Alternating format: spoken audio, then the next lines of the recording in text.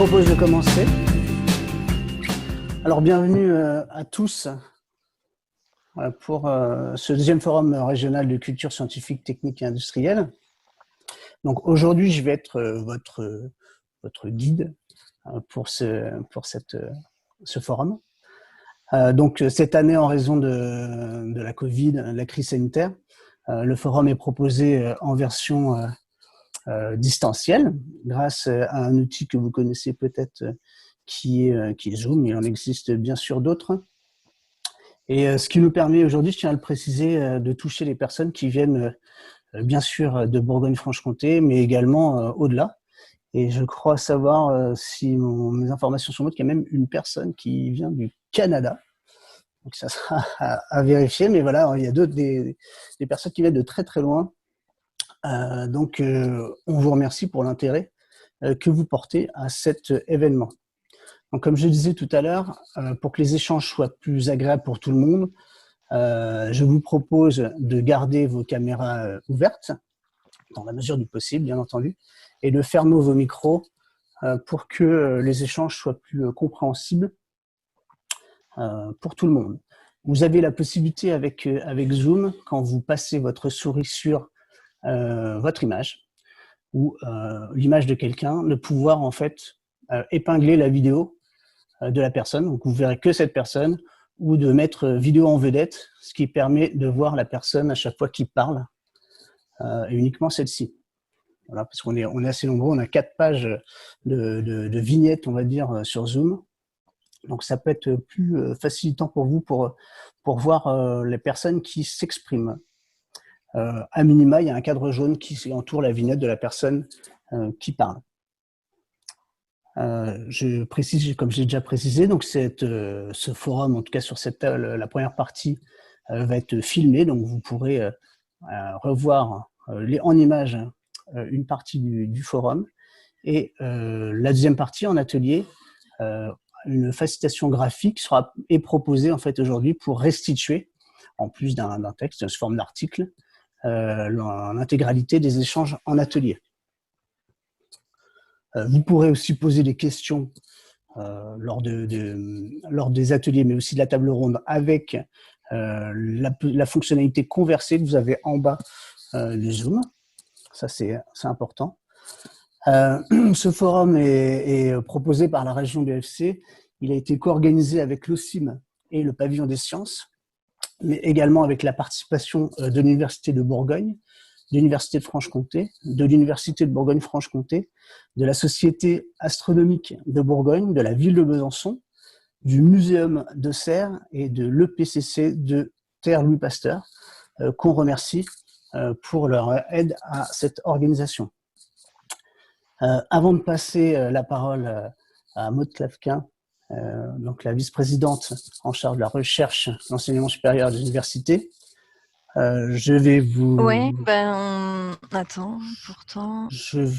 Alors, merci de fermer vos micros, le temps des échanges. Donc, on va avoir 2 temps. Oui ? Thomas, c'est Catherine. J'ai l'impression que les participants sont limités à 100.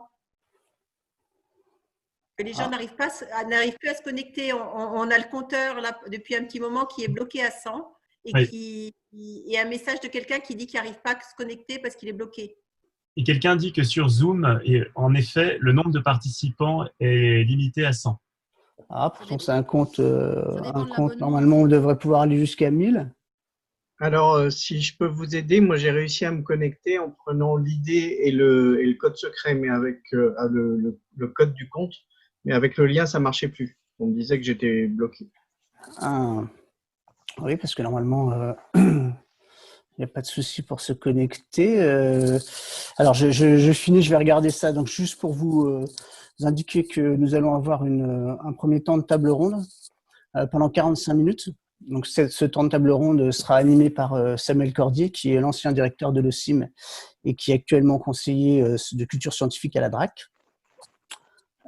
Et puis nous aurons une phase de transition pour qu'on puisse attribuer l'ensemble des participants vers leurs ateliers.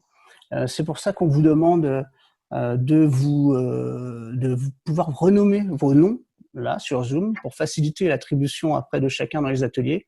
Alors, vous voyez, certains animateurs ont commencé déjà à faire le travail. Donc, il vous suffit d'être sur votre vignette, d'appuyer sur les 3 petits points de votre vignette et de vous renommer. Ce qu'on vous propose, c'est de mettre un A plus le numéro de votre atelier avant votre identité, tout simplement.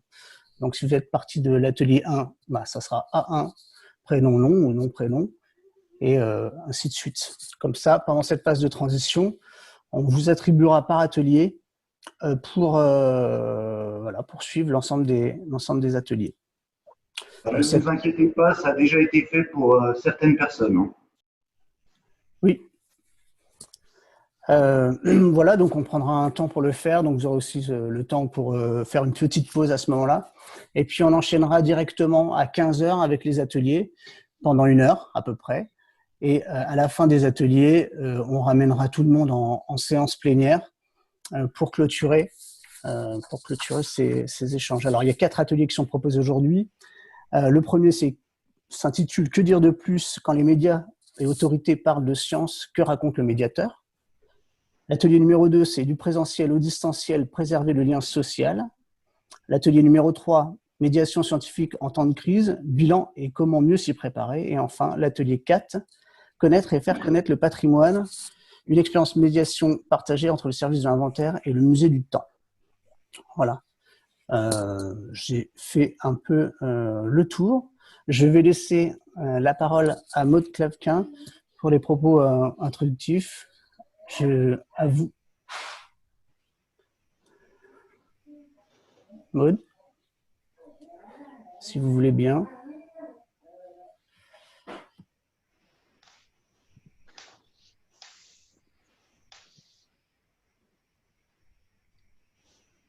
Vous m'entendez?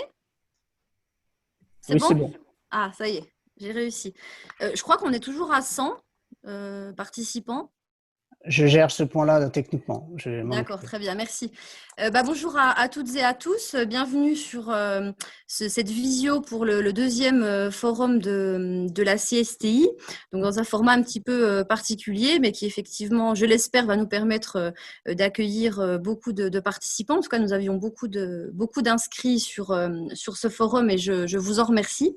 Cette année, la thématique retenue, la médiation en temps de crise, se prêtait évidemment à l'actualité sanitaire qui est la nôtre, mais je crois qu'on aurait presque pu mettre un S à crise.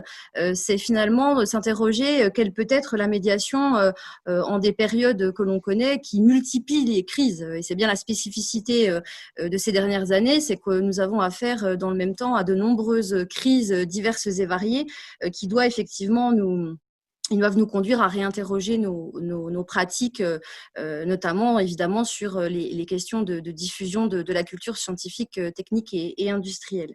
Alors, plus globalement, je crois qu'aujourd'hui, effectivement, on est dans une période extrêmement compliquée et transitoire qui touche évidemment à un certain nombre de révolutions que nous avons connues, notamment la révolution numérique autour des réseaux sociaux qui induisent un certain nombre de problématiques nouvelles à traiter. Je pense évidemment aux fake news et autres formes de complots qui se diffusent les uns après les autres par ces biais-là.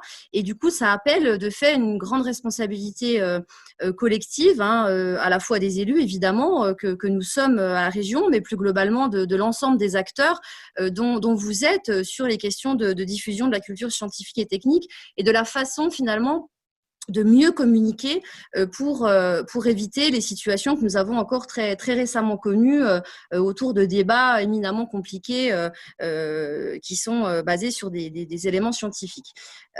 Plus globalement, et j'en terminerai là parce que j'ai un temps très très limité pour vous accueillir, je pense qu'on a vraiment une responsabilité collective et c'est sur ce point-là que je voulais insister par rapport au fonctionnement institutionnel et plus globalement à notre République. Je pense qu'il faut dire les choses très clairement et que le fait de remettre en question un certain nombre de recherches, d'avancées scientifiques que l'on pensait acquises depuis de nombreuses décennies pour certaines, touche aussi à à la façon que nous avons de faire société, de faire corps, et puis évidemment la question de l'éducation et des jeunes générations sur ces questions-là.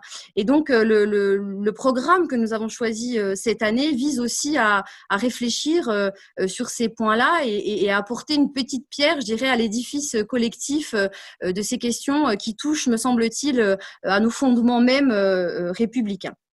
Alors voilà, très rapidement, vous remercier en tout cas de votre présence et puis insister sur les deux objectifs qui sont les nôtres dans l'organisation de ces forums à l'échelle de la région, qui visent évidemment à renforcer le réseau des acteurs de la CSTI dans un premier temps, mais aussi à valoriser de façon extrêmement concrète les expériences, les initiatives locales pour voir comment on peut potentiellement dupliquer un certain nombre d'entre elles et puis se donner des bons outils, des bonnes pratiques pour la suite dans chacune de nos fonctions.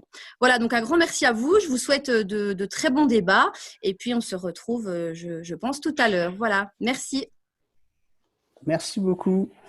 Je vais laisser la parole tout de suite à Samuel Cordier pour la table ronde et pour effectivement, on a un temps contraint. J'essaye de mon côté de gérer les problématiques de connexion. Si vous avez des personnes qui vous appellent, n'hésitez pas à leur indiquer de remplir le code et non pas de cliquer sur le lien code, login et code, comme l'a indiqué Éric Chariot tout à l'heure.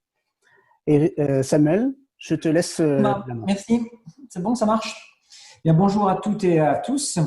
Merci pour cette invitation aujourd'hui pour participer à ce deuxième forum et animer cette première table ronde. Comme vous venez de le dire, Madame Klavka, c'est une belle initiative, en tout cas dans cette période particulière de crise au pluriel, comme vous l'avez souligné, qui perdure, que de maintenir ce forum, de l'organiser même sous ce format, puisque c'est important de pouvoir échanger, de se voir. Vous avez rappelé aussi l'idée de renforcer le réseau des acteurs. Et bien voilà, c'est une occasion aussi, même si c'est sous ce format particulier, de pouvoir le faire.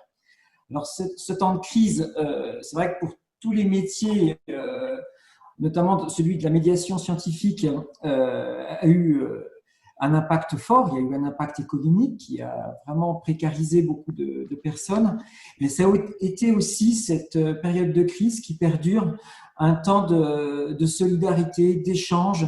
Et je pense que c'était important de le souligner. Alors, avant de donner la parole aux acteurs, notamment à travers les 4 ateliers qui vont suivre, on a souhaité un temps d'échange et d'analyse pour permettre aussi de penser à la suite. On va voir que cette crise aura des impacts durables sur les manières de travailler, sur les rapports au public. Vous avez évoqué aussi les outils numériques qui ont pris une place beaucoup plus importante. Est-ce qu'ils ont pour autant remplacé le présentiel? Sans doute pas. Le rôle des médiateurs, en tout cas, il apparaît de plus en plus important et ça va se confirmer notamment avec les campagnes de vaccination qui vont s'ouvrir ces mois prochains. Donc, ce sont aussi toutes des idées, des informations, des projets que nous souhaitions aborder aujourd'hui. Alors, je viens tout de suite sur l'objet de la table ronde. L'idée, c'était d'avoir un point de vue, un regard sur les acteurs à 2 échelles, d'offrir un point de vue déjà à l'échelle européenne, avec Alessandro Gaballo, qui est de l'ICOM, International Council of Museums, qui va vous faire une toute petite restitution d'une enquête importante qui a été menée par l'ICOM au printemps, pendant la période de confinement, cet automne, pendant une période déconfinée, et qui verra un 3e volet au printemps prochain. C'est une enquête vraiment d'ampleur internationale, puisqu'il y avait des personnes qui ont répondu dans 107 pays. Ça a mobilisé plus de 1500 acteurs. Ce qui est important sur cette enquête, c'est de mesurer l'impact de la crise sur le secteur des musées et des professionnels, un impact économique, mais en termes de personnel aussi, et puis de faire une enquête en 3 temps. Donc, il y a une idée de dynamique aussi pour arriver à dégager des tendances. Donc, merci à Alessandro de nous faire aujourd'hui un retour en milieu d'études. Ensuite, nous aurons une enquête donc à l'échelle plus régionale qui sera présentée par Eva Maciek et Angèle Fourès de l'OCIM. C'est une enquête qui est réalisée donc à l'échelle de la région Bourgogne-Franche-Comté entre juillet et octobre, à l'issue donc du premier confinement. Le titre de l'étude, c'est Médiation en temps de crise. Elle se concentre notamment sur les impacts en termes de développement professionnel des métiers, notamment pour le métier de la médiation. Et chose importante, elle va donner la parole à des acteurs aussi. Eva et Angèle ont recueilli la parole d'acteurs et l'ont analysée, et c'est tout à fait quelque chose d'important aussi dans le cadre de ce forum et de cette enquête. Enfin, nous aurons un retour d'expérience d'une enseignante qui est professeure au Collège de l'Arc à Dole, Juliette Lazarotto, qui va vous partager son expérience pendant la période de confinement. Elle a, avec un réseau de bénévoles, de passionnés d'astronomie, elle vous en dira plus, identifié comète, elle l'a recherché, elle a fait de la médiation sur la découverte de cette comète qui est tombée dans la région de Dole. Donc, elle va nous livrer un retour d'expérience.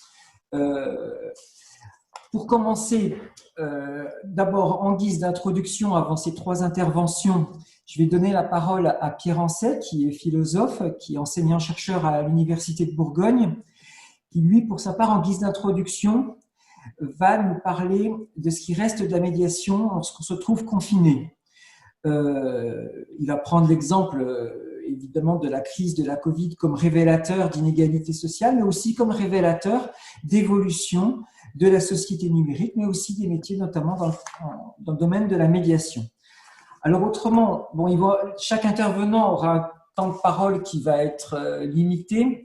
Si vous souhaitez poser des questions, ça sera possible à la fin, on va faire le maximum pour. Vous les posez dans le fil à droite de votre écran en écrivant vos questions. Et il y a Jérémy Kéréné qui a l'œil vigilant pour repérer les questions les plus souvent posées ou les plus pertinentes, qui va pouvoir les faire remonter à l'issue des présentations. Donc, dans un premier temps, je donne la parole à Pierre Ancet, qui va nous présenter, qui va nous faire une introduction avec son regard de philosophe dans le domaine des sciences. Voilà. Bonjour à tous et à toutes. Effectivement, je souhaite vous faire part d'un certain nombre de réflexions que nous pouvons collectivement avoir sur la médiation en temps de crise sanitaire, qui ne sera peut-être pas malheureusement la dernière que nous connaîtrons. Il faut se préparer à des évolutions importantes. Est-ce que véritablement aujourd'hui, nous pouvons parler de médiation quand nous ne sommes plus face à un public, quand nous avons des lieux dédiés, mais des lieux sans public? D'ordinaire, dans des lieux dédiés, vous avez un public qui est présent physiquement, qui est relativement captif, dont les capacités attentionnelles sont stimulées par le contexte et qui ont aussi une proximité avec les différents participants, médiateurs ou les autres membres d'un groupe. Donc la question est la suivante, est-ce qu'on peut faire groupe à distance? Est-ce qu'on peut créer des publics à distance? C'est ce que la plupart des professionnels sont en train d'expérimenter et de fait, on peut répondre positivement, il est possible de faire groupe à distance. On peut même peut-être parfois mieux participer en proposant par exemple ses propres créations, à condition de laisser le temps de le faire. Peut-être qu'avec une meilleure habitude, on peut aussi aménager en dehors d'espaces de parole formels, des lieux de parole informels et des échanges comme nous le ferions en dehors d'une présentation. Il y a des avantages, certains, puisqu'il y a une forme d'égalité de participation. Par exemple, si vous êtes en situation de handicap et que vous ne pouvez pas vous déplacer, vous pouvez participer exactement de la même façon derrière votre écran. Si vous êtes géographiquement éloigné, vous pouvez également participer comme le feraient des gens habitant en métropole, à condition cependant d'avoir du réseau, d'avoir des outils informatiques le permettant. Ce qui m'amène à un autre aspect qui, comme l'a annoncé Samuel Cordier tout à l'heure, concerne la crise comme révélateur d'inégalités. Des inégalités qui sont géographiques, accès à la fibre par exemple, des inégalités sociales, des inégalités culturelles d'accès à des ressources. Est-ce que véritablement, chez vous, vous êtes en lieu sûr? Eh bien, si actuellement vous m'écoutez confortablement assis dans votre canapé ou à votre bureau, c'est sans doute que votre lieu de vie, si vous y êtes, est un lieu sûr. Un lieu où il n'y a pas de bruit, pas d'agression, pas d'incivilité, pas de problème qui peut vous donner un sentiment d'insécurité. Et est-ce que c'est vrai de tous les lieux d'habitation? C'est un lieu aussi efficace en termes de connexion. Si, encore une fois, vous le considérez comme une safe place en anglais, un lieu sûr, un endroit dans lequel vous pouvez profiter de ce que l'on vous dit avec toute l'attention flottante qui peut être associée aux réunions à distance. J'espère que ce n'est pas votre cas. Donc, une profonde inégalité, et avec cette idée de l'attention que je viens de proposer, l'idée également de ressources attentionnelles qui vont être différentes. Cette fois-ci, je ne parle plus des difficultés d'accès technique à des contenus, mais je parle plutôt des ressources attentionnelles au sens où Yves Citon en parle dans son livre pour une écologie de l'attention, nous disant « Nous sommes dans un monde où nos ressources attentionnelles vont être de plus en plus sollicitées et de moins en moins importantes en termes de quantité. » Qu'en est-il de nos ressources attentionnelles quand nous faisons des rencontres virtuelles? Est-ce qu'une rencontre virtuelle, par exemple, c'est une vraie relation? Est-ce que c'est une relation virtuelle? Je vous laisse réfléchir à cette question. Est-ce que cette rencontre est plus programmée quand on est avec un outil de médiation à distance? Bien sûr, une rencontre avec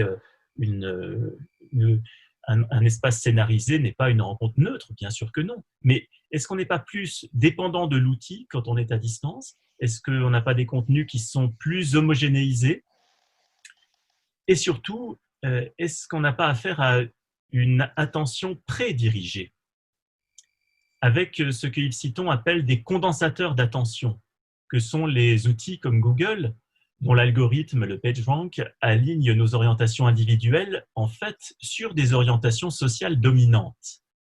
Alors, est-ce que c'est vraiment un outil de démocratisation qu'un outil qui vous amène sur des sentiers déjà bien balisés, bien battus?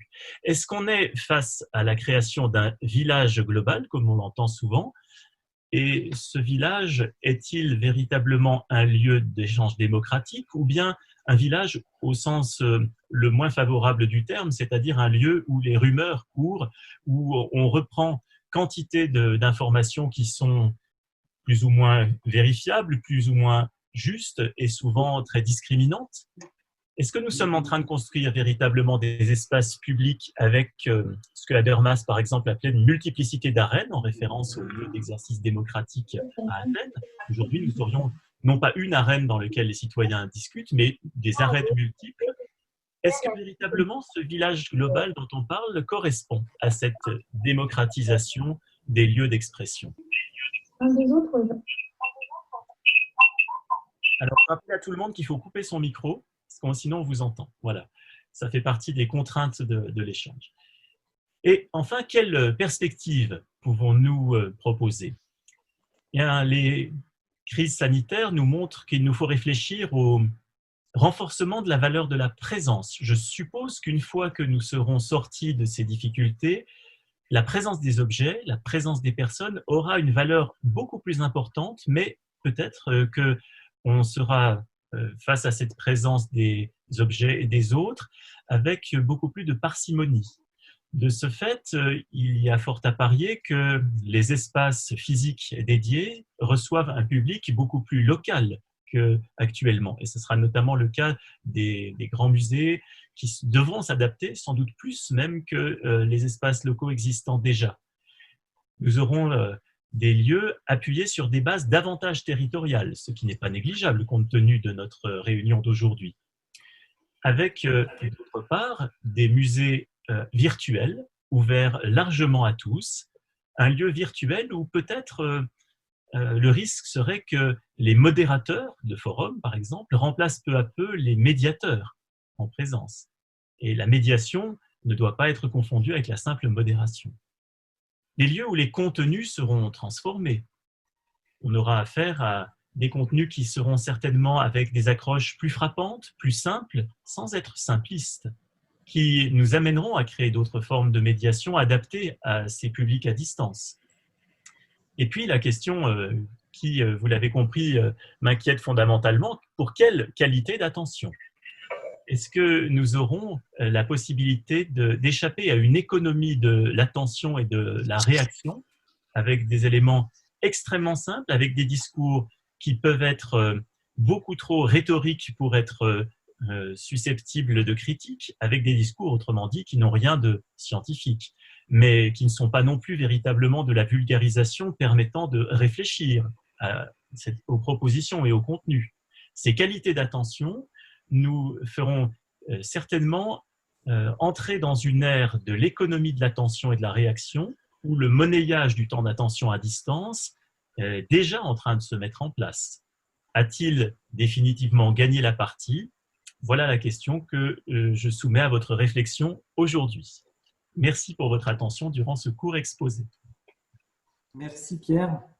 Donc, c'est rassurant en tentant dire qu'il y aura un renforcement de la valeur de la présence, même si cette présence physique sera faite avec plus de parcimonie et sera plus locale, c'est quand même un élément important, tout en soulevant un grand point de vigilance par rapport à la qualité de l'attention et à l'économie du temps d'attention.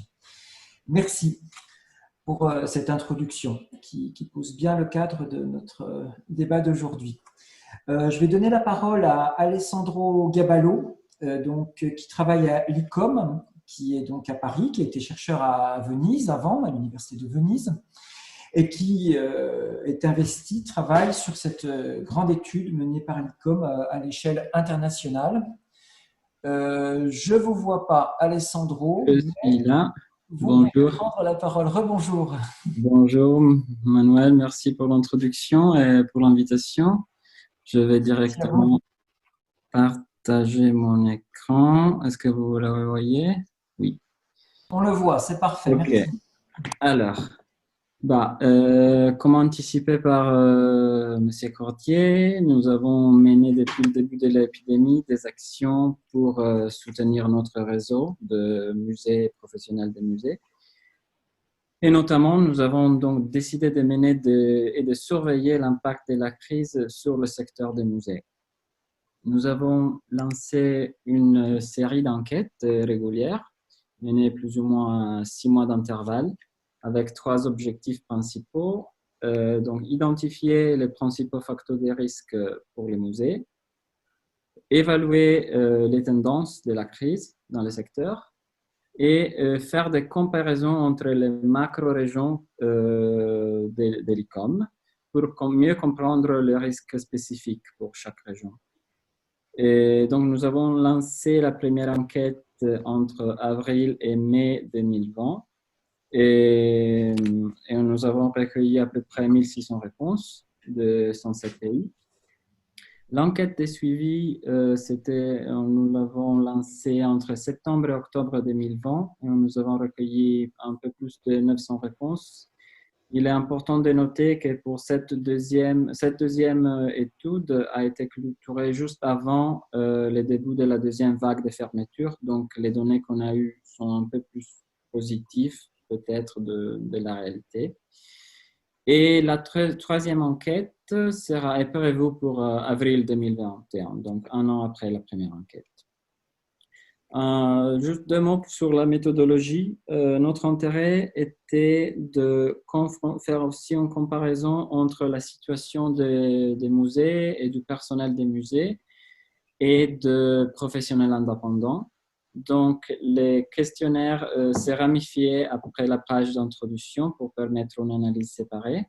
Il y avait une partie donc consacrée au musée pour évaluer la situation du musée et du personnel, l'impact économique prévu, les activités mises en place, notamment dans le secteur du numérique, et si toutes les mesures de sécurité et conservation des collections étaient bien en place pendant les confinements. Et l'autre partie, qui reprenait plus ou moins les sections consacrées au musée, était, comme j'ai dit, consacrée aux professionnels indépendants. Et nous voulons aussi faire des comparaisons selon 3 critères. Il y avait un critère de géographique, donc comme j'ai dit, en utilisant les macro-régions dans lesquelles les membres de l'ICON sont répartis. En fonction des différentes structures de financement des musées, donc si ça s'appuie plutôt sur des fonds publics ou sur des revenus comme la billetterie ou des fonds de dotation. Et enfin, l'effet que les institutions des participants aient eu accès ou non à des formes de soutien financier. Donc, pour les résultats principaux, donc nous avons vu que les fermetures qui ont été décrétées partout dans le monde ont provoqué une forte perturbation des activités des musées. Au printemps, presque tous les musées dans le monde entier étaient fermés pendant 2 mois ou plus. En septembre, la situation était beaucoup plus variée en raison de la région du monde considérée. Mais en général, 18% des musées étaient toujours fermés. Mais ça aussi, comme j'ai évoqué tout à l'heure, l'enquête a été fermée juste avant la deuxième vague de fermeture. Et donc, la plupart du personnel au printemps travaillait à distance, et ça c'est toujours le cas avec 154 de musées qui fonctionnent avec un personnel réduit sur place. En ce qui concerne l'impact économique, l'impact économique, nous le savons, est considérable et un tiers des musées s'attendent à perdre plus de la moitié de leurs revenus, notamment en Asie, en Afrique et dans la région des pays arabes qui sont les régions les plus touchées. Et si on fait des comparaisons en fonction des structures de financement, c'est pas surprenant, mais nous pouvons voir que les musées qui se trouvent dans les régions touristiques ou qui dépendent le plus de revenus, comme la billetterie, sont bien évidemment les plus touchés, que les musées qui s'appuient sur des fonds publics principalement.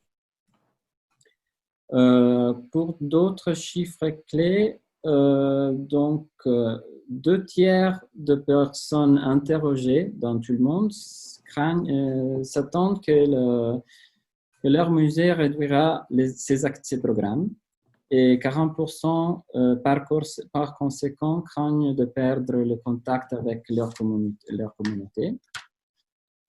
14% des musées dans le monde ont dû licencier ou pas renouveler les contrats et 6% s'attendent à ce que les musées ferment définitivement. En Amérique du Nord, en Amérique latine et dans la région arabe, ces chiffres sont considérablement plus élevés. Par exemple, en Amérique du Nord, le pourcentage des musées qui a dû licencier du personnel est de 20%. Et dans la région arabe, c'est les 22% des musées qui s'attendent à fermer définitivement après la crise, en raison de la crise. Mais également, la crise a accéléré des processus d'innovation et de numérisation du secteur qui étaient déjà en cours. Et notamment, 28% des musées ont augmenté ou démarré des processus de numérisation des collections. 36,5% des musées ont augmenté ou commencé une offre de programme pour le public en ligne.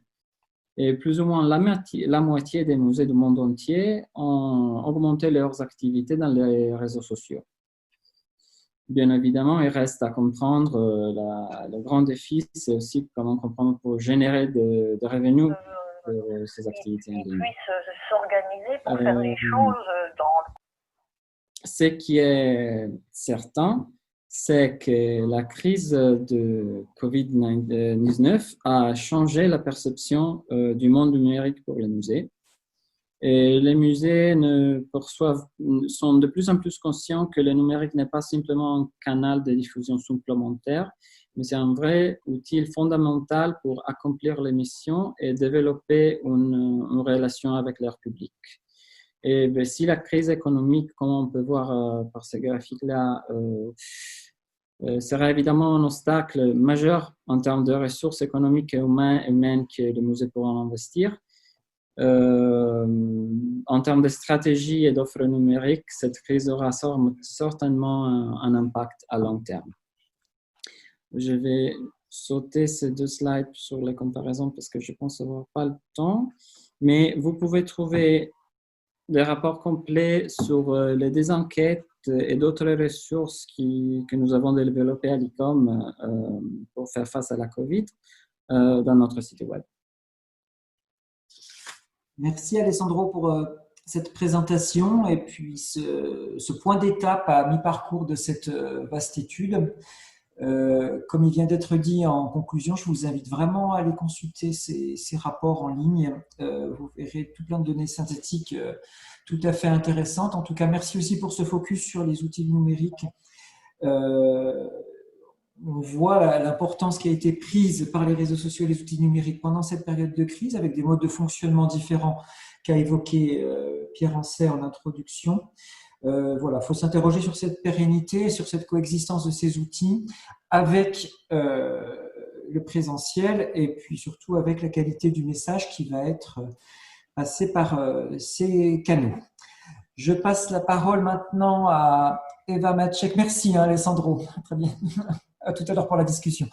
Je passe la parole à Eva Maciek et Angèle Fourès qui vont nous présenter les principaux résultats d'une étude qui est inédite puisqu'elle a été terminée il y a peu de temps, l'analyse a été terminée il y a peu de temps. Donc c'est la première fois que nous avons ces principaux résultats de l'étude menée sur la médiation en temps de crise à l'échelle de la Bourgogne-Franche-Comté. Donc c'est un joli miroir après cette vision internationale et c'est un joli miroir pour les acteurs de la Bourgogne-Franche-Comté sur leurs pratiques, sur l'évolution de ces pratiques.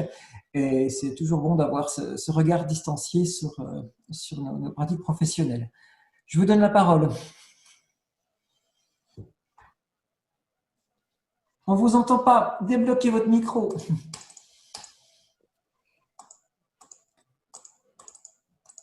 Oui, bonjour.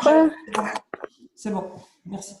Bonjour, merci beaucoup pour cette invitation à l'ensemble des organisateurs.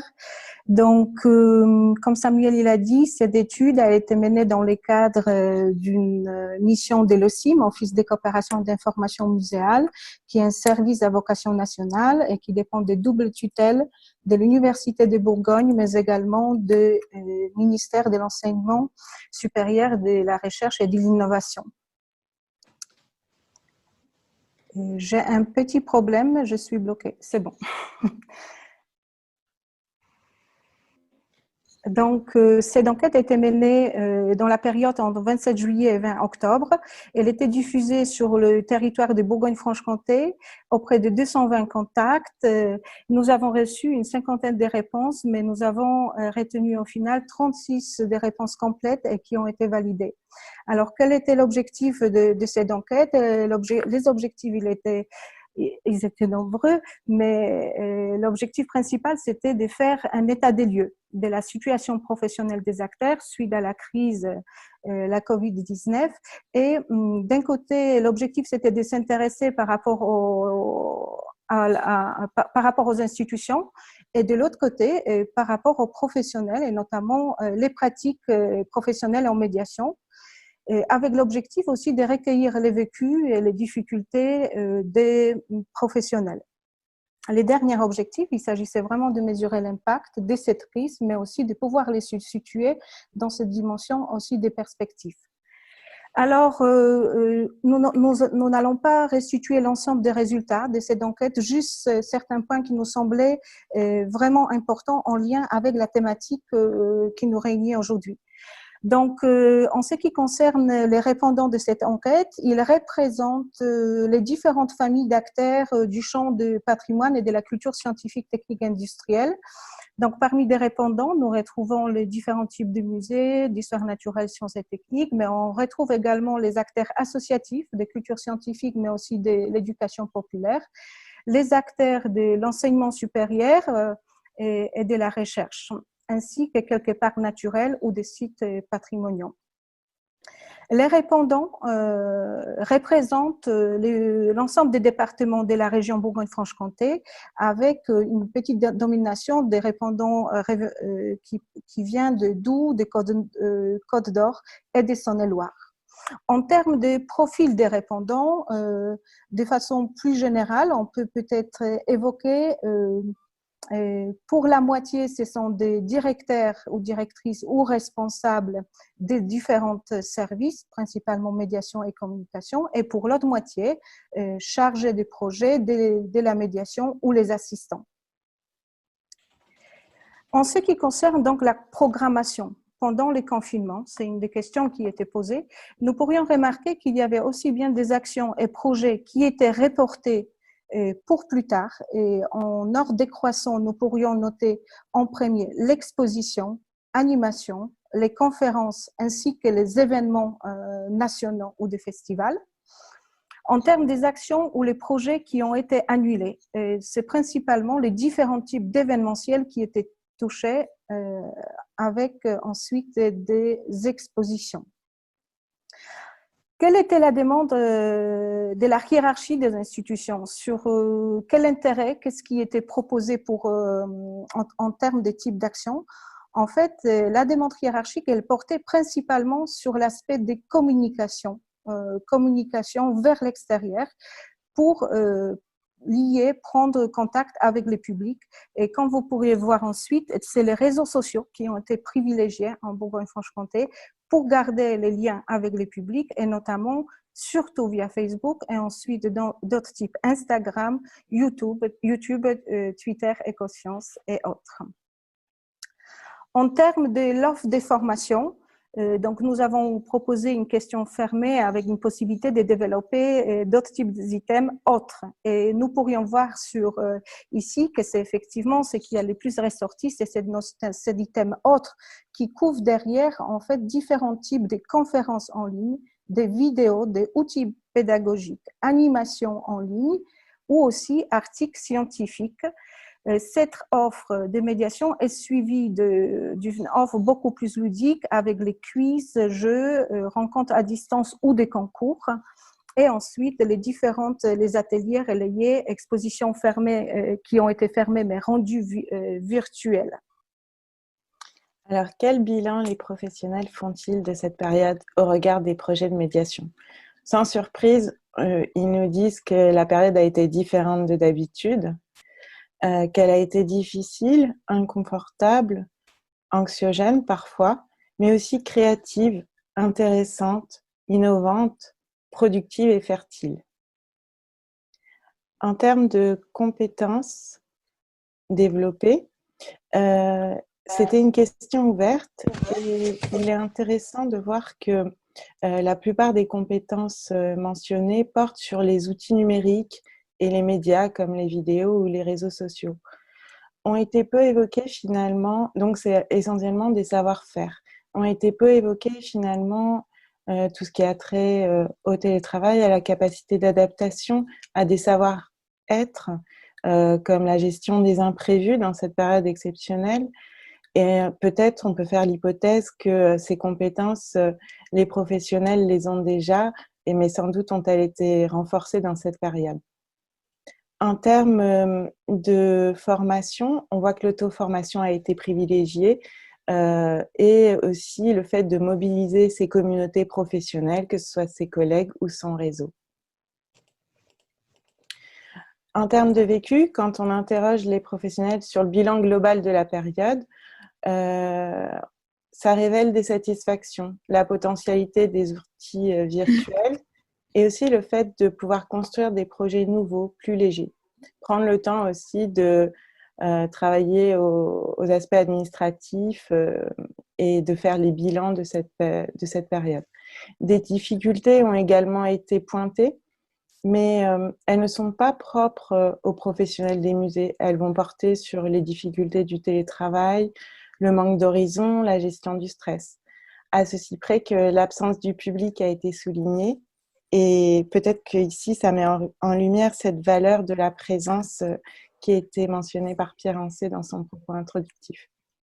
Des besoins aussi apparaissent comme le fait de renforcer les compétences numériques au sein de l'équipe, le maintien d'une présence en ligne sur les réseaux sociaux ou le site Internet, le fait désormais d'agir, d'anticiper dans un monde incertain avec des projets à plusieurs options, et aussi l'importance des réseaux professionnels pour partager et réfléchir aux pratiques métiers de chacun, de chacune qui ont été impactés dans cette période.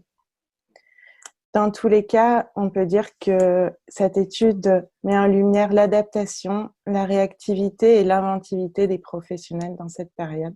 Et en cela, on peut parler de résilience, on entend souvent ce terme. Merci pour votre écoute. Merci Eva, merci Angèle pour cette analyse qui fait émerger des points tout à fait importants qui sont complémentaires de ceux qui ressortent de l'étude d'Alessandro et qui résonnent aussi avec la dernière partie de l'intervention de Pierre Anselme. On mesure les opportunités, les modifications au niveau des manières de travailler. Je pense qu'il y a le mot agilité, peut-être qu'on pourrait mettre en avant. Remise en cause, questionnement, adaptabilité. Dans la dernière citation qui était présentée, il y avait tout est à inventer. Je trouve ça c'est pas mal aussi. Merci. Je vais passer la parole maintenant à Juliette Lazzarotto, qui va nous faire un retour d'expérience. Donc, Juliette Lazzarotto est professeure au Collège de l'Arc à Dole. Et pendant la période de confinement et juste après, elle a suivi avec une association, une comète, qui a eu la bonne idée de s'écraser non loin de Dole, sans faire de dommages, évidemment. Mais c'était une très belle expérience de recherche collective, participative, mais aussi de médiation pour mieux faire connaître cette découverte. Juliette, je te donne la parole. Bonjour, merci. Est-ce que vous voyez mon PowerPoint affiché ou pas? C'est parfait, on te voit très bien le PowerPoint avec une vue de… c'est pas le Haut-Jura, manifestement. Non, pas tout à fait, un peu plus au sud. Bonjour à tous, donc moi je vais vous faire un petit retour d'expérience qui nous est arrivé pendant le confinement. Donc je fais partie en effet d'un programme de sciences participatives qui s'appelle Vigiciel. Donc Vigiciel, il est porté par le Muséum d'Histoire Naturelle et c'est un programme qui nous invite à observer les étoiles filantes, à rechercher des météorites et aussi les cratères d'impact. Donc il est adossé à un autre projet scientifique qui s'appelle Fripon. Donc c'est ce que je vous montre sur le PowerPoint à gauche. Donc Fripon, lui, permet de détecter les phénomènes lumineux, c'est-à-dire les bolides qui rentrent dans notre atmosphère, afin de retracer l'origine du caillou qui rentre dans l'atmosphère et puis ensuite de calculer leur zone de chute. Alors nous, ce qui nous est arrivé, ce qui nous est tombé dessus pendant le confinement, c'est une météorite. Alors c'est pas une comète tout à fait, c'est pas la même chose, mais voilà, c'est une météorite. Alors une chute de météorite, c'est quelque chose qu'on attend avec impatience, surtout quand on fait partie de ce genre de projet. C'est quelque chose qui est plutôt rare, puisqu'on estime qu'il y a à peu près 5 à 10 météorites qui tomberaient en France chaque année, enfin 5 à 10 exploitables qui tomberaient en France chaque année. Mais après, pour les retrouver au sol, c'est une autre histoire. Alors nous, on a eu la bonne surprise d'apprendre le 6 mai que une météorite avait choisi notre belle région pour terminer sa course céleste. Alors en fait, elle était tombée un petit peu plus tôt, elle était tombée en février, mais justement à cause du Covid, il y a eu un peu des délais d'analyse des caméras, etc. Mais en gros, elle a fait ça bien. Elle est tombée à peu près entre Dole et Besançon, dans une zone favorable, puisque une zone plate, facile d'accès, plutôt des pâtures. Elle n'est pas tombée dans l'eau ou au milieu de la forêt de chaux. Ça aurait été plus compliqué pour la retrouver. Donc voilà, on a appris en mai qu'une météorite s'était écrasée ici. Donc nous, on a eu quelques jours pour s'organiser. En fait, alors, je vais juste reprendre donc ce que vous voyez sur le PowerPoint. Vous voyez donc à gauche une photo du bolide qui est rentré dans l'atmosphère et à droite, en fait, Vigiciel, qui est un programme de sciences participatives, permet à des observateurs de noter, de faire des témoignages sur ce qu'ils observent dans le ciel. Donc grâce à l'observation, donc grâce aux caméras du réseau Fripon qui ont enregistré ce bolide dans l'atmosphère et aux témoignages des gens qui ont dit « Ah là, ce jour-là, le 16 février, on a vu un phénomène lumineux particulier », avec tout ça, les scientifiques ont réussi à retracer une zone de chute donc, que vous voyez sur le document à droite ici en bleu. Donc c'est une zone de chute qui est calculée par rapport à la trajectoire du bolide. Donc, on a connu cette zone de chute en plein confinement. Et alors là, pour s'organiser, pour aller organiser une recherche sur le terrain, c'était pas forcément évident. Donc là, on a fait appel à toutes sortes d'outils informatiques que vous avez tous utilisés, les réunions avec Zoom, par Skype, etc.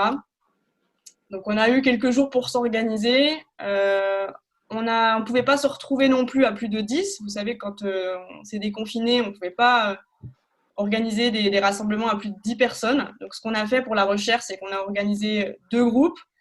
Donc, il y avait 2 groupes de 10 personnes. Un groupe composé plutôt de personnes venant de la Bourgogne, donc de la Société astronomique de Bourgogne. Je sais qu'il y a des représentants aujourd'hui.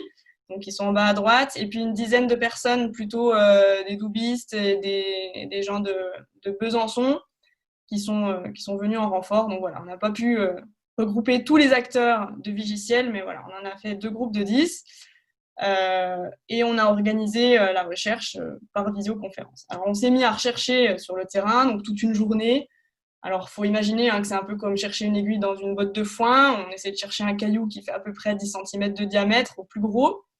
Donc, on se met en ligne comme ça et puis on sillonne la zone dans l'espoir de retrouver notre fameux caillou. Alors, où intervient la médiation ? En fait, la plus grande chance qu'on a, nous, de retrouver cette météorite, ce serait qu'un riverain tombe dessus. Et pour ça, il faut faire un peu de médiation et d'information. Alors, on a repris un flyer un petit peu existant et qu'on a distribué aux habitants de la zone. Alors, ce flyer, il recensait les principales caractéristiques des météorites. Finalement, si moi, j'habite dans la zone et que je retrouve un caillou un peu particulier, en quoi je peux savoir que c'est une météorite ? Donc, une météorite, c'est un petit peu particulier. C'est souvent noir, il y a une croûte de fusion. Les angles de mon caillou sont un petit peu arrondis. Et puis, évidemment, on avait laissé nos coordonnées pour pouvoir être rappelés. Donc, régulièrement, j'ai des gens qui me rappellent en me disant « J'ai trouvé une pierre un peu bizarre dans mon jardin. Est-ce que ça pourrait être une météorite ?»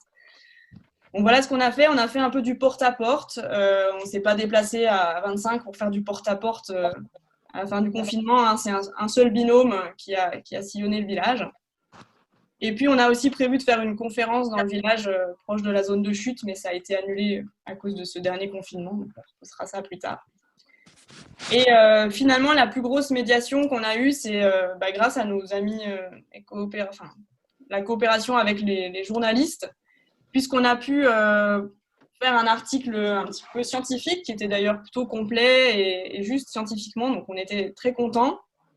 On a pu communiquer dans pas mal de journaux de la région, dans le Progrès, l'Est républicain, etc. Et ça n'a pas été forcément facile de faire un article pendant ce confinement parce que globalement, les journalistes et les journaux voulaient des articles qui parlaient du corona. Et nous, on ne parlait pas du tout du corona. Donc, on a eu du mal à se faire un petit peu notre place. Mais finalement, quelques jours plus tard, on a réussi à publier cet article. Alors, c'est pareil, il fallait faire un bon dosage entre informer les gens de cette recherche, informer les gens de la zone de chute, les encourager à regarder les cailloux autour de chez eux. Mais à côté de ça, on ne voulait pas non plus que les gens qui habitent la zone aillent fouiller tous les terrains voisins, pas que ça occasionne des nuisances. Donc voilà, médiation, ok, mais on ne voulait pas non plus déranger tous les habitants qui vivaient là-bas. Donc voilà, le 22 mai, on a eu cet article, on était très contents. Mais par contre, on s'est dit qu'il y avait quand même encore du boulot au niveau de la médiation scientifique parce que, certes, on a fait la une du Progrès, on est très contents, mais pour les connaisseurs, il y a une erreur assez fatale en haut. Voilà, donc on est paru dans la rubrique astrologie.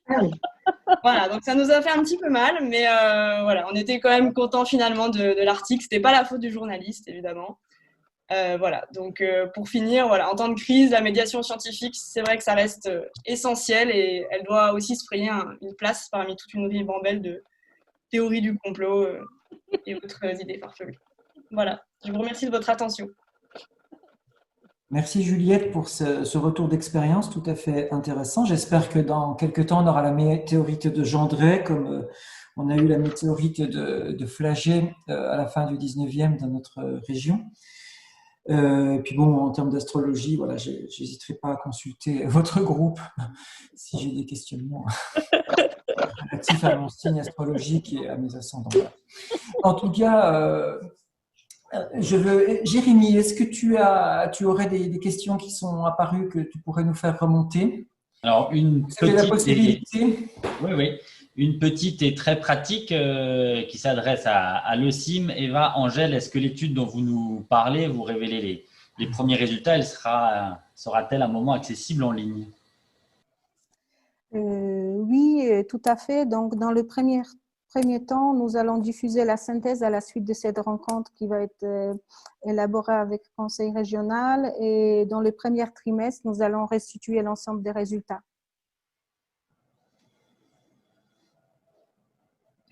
Ça va? Merci, ouais. Et c'était la seule, Samuel. Quelqu'un d'autre a-t-il une question? Bonjour Stéphane de la Société des musées du Québec. Moi, je pourrais poser une question globale aux personnes qui ont mené les deux enquêtes. Quels sont, selon vous, les nouveaux modes de fonctionnement qui ont été favorisés par cette crise, qui vont perdurer en termes de médiation notamment? Et peut-être je pourrais ajouter quelque chose en termes de responsabilité aussi par rapport aux médiateurs. Est-ce que vous auriez vu des choses nouvelles?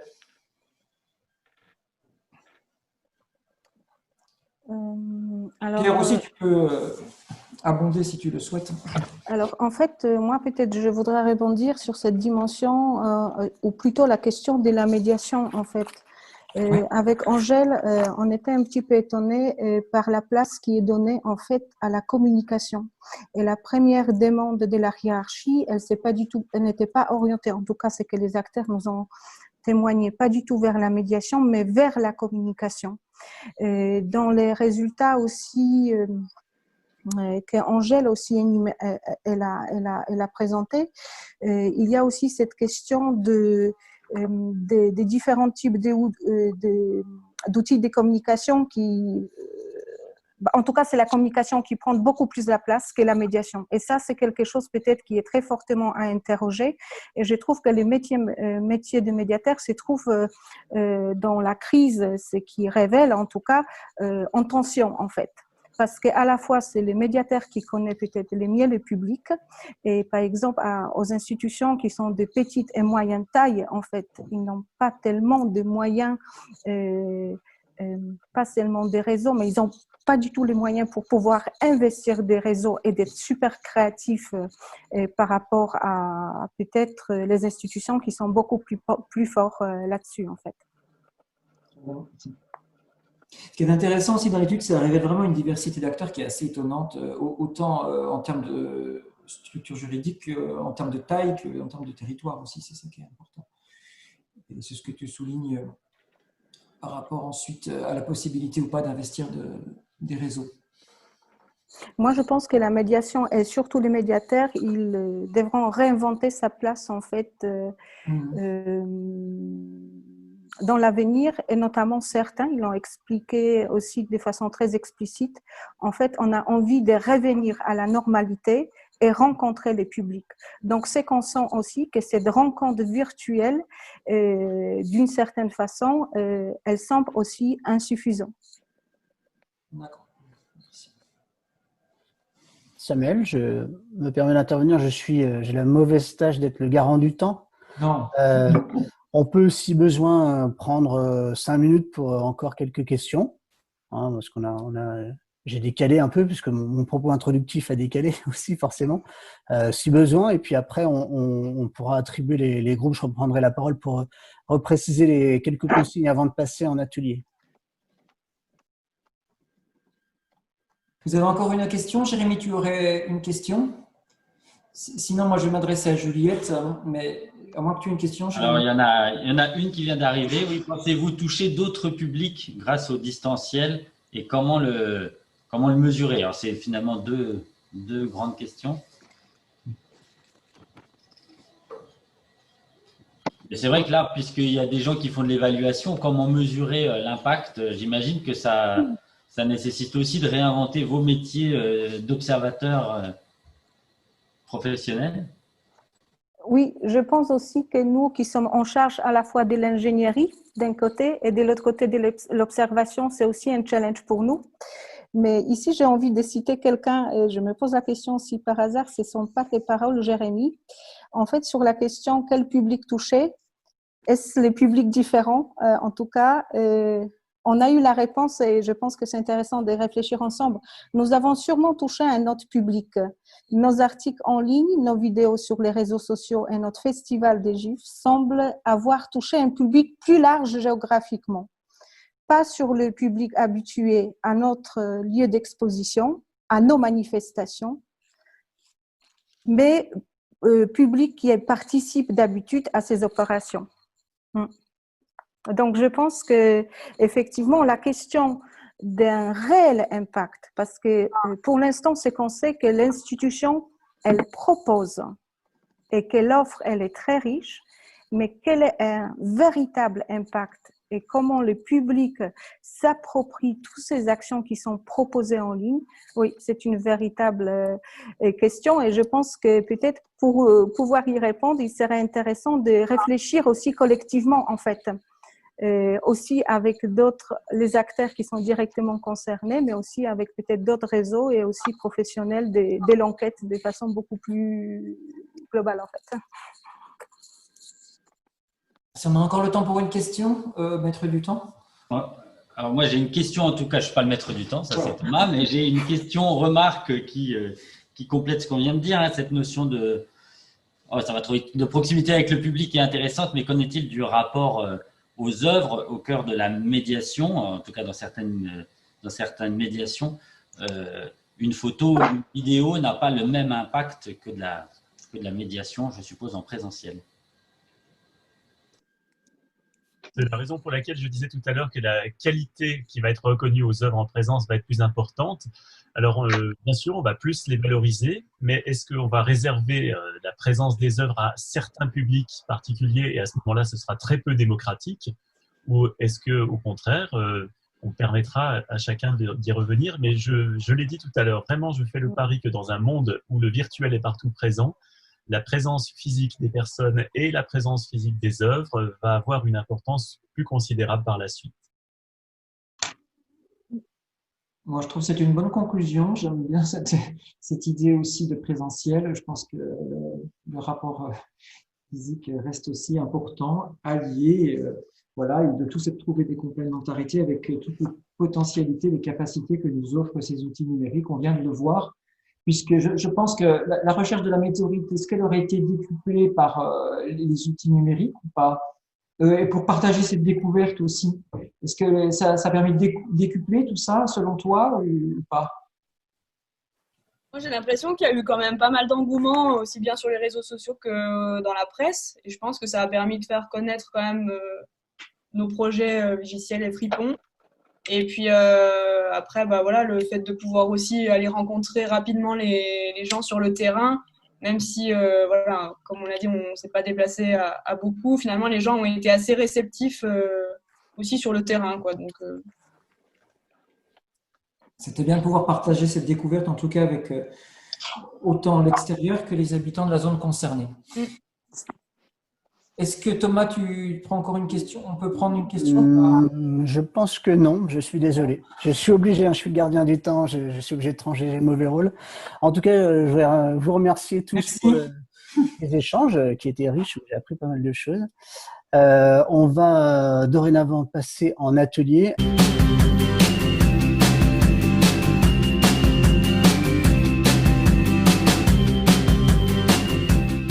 Avant voilà, j'ai 3 messages à vous passer. Alors, j'espère que ça s'est bien passé, ce que je disais dans vos ateliers. On vous a laissé 1 heure de temps, les 57 minutes pour pouvoir échanger. J'espère que ça a été fructueux de ce que j'ai pu en voir en me baladant. Ça a été très intéressant, très riche. C'est l'avantage de pouvoir aller dans tous les ateliers, mais bon, c'était un peu parcellaire. Je voulais vous donner 3 informations avant de clôturer le forum. La première, c'est qu'un sondage va être envoyé à l'ensemble des participants pour avoir un retour, parce que finalement, c'est un parti pris de l'avoir fait à distance, avec tout ce que ça implique comme imperfection. Mais il faut aussi voir le bon côté des choses. Donc, c'est le retour qui vous sera demandé. Hein, quels sont les bons points et les points de vigilance pour renouveler ce type de format. Un retour sera fait sur Écosciences de l'ensemble du forum, alors sous la forme d'une vidéo pour la table ronde, et puis sous la forme d'un article avec facilitation graphique. Là, vous avez peut-être vu les personnes qui étaient avec vous. Donc, pour essayer de rendre quelque chose d'intéressant graphiquement et sympathique, voilà, tout simplement. Et puis, la dernière information, c'est la plus importante, c'est le merci. Remercier, bien sûr, remercier les participants. Ça, c'est très important. Vous étiez nombreux.